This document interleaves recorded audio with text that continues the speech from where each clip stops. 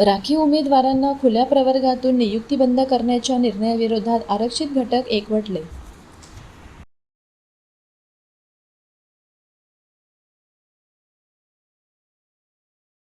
राज्य सरकारने 14 मे रोजी घेतलेल्या कॅबिनेट निर्णयाविरोधात चंद्रपुरात आरक्षित घटक समाज एकवटला असून विविध समाज संघटनांच्या सहविचार सभेत तीव्र नाराजी व्यक्त करण्यात आली.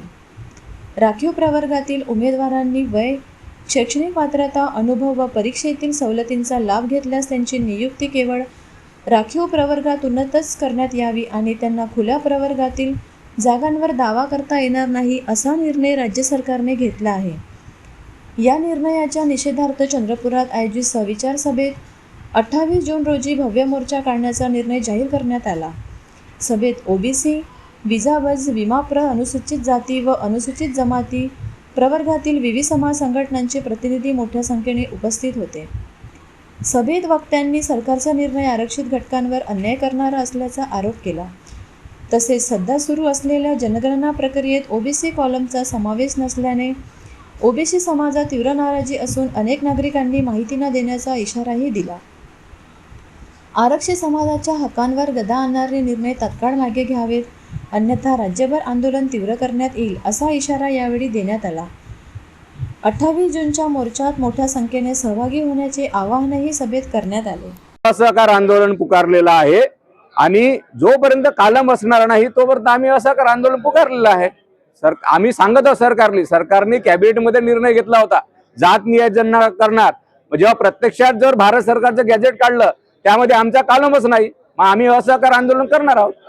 त्याच्यावर FIR आणि दंडाची वगैरे तरतूद आहे, त्याबाबत काय झाली तर काय करणार? आतापर्यंत इतके भोगत आहोत, एक FIR झाला तर काय करणार आहे? किती लोकांवर करणार आहे? सरकारने करावं, आम्ही त्याच्यात भोगण्यास तयार आहोत.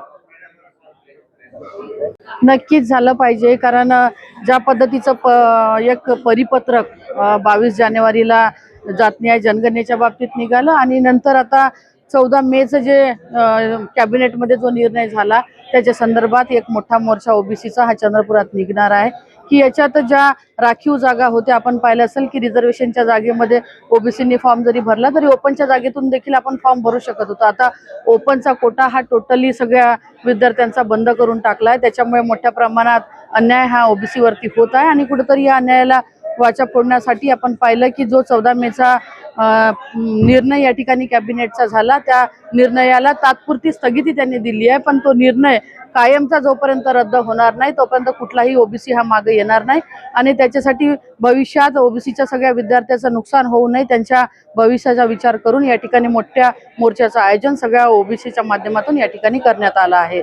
आणि या आंदोलनाच्या किंवा मोर्चाच्या माध्यमातून जरी आम्हाला न्याय मिळाला नाही तर भविष्यातही पुन्हा याच्यापेक्षाही तीव्र आंदोलन हे आमचं असंच अविरत चालू राहील.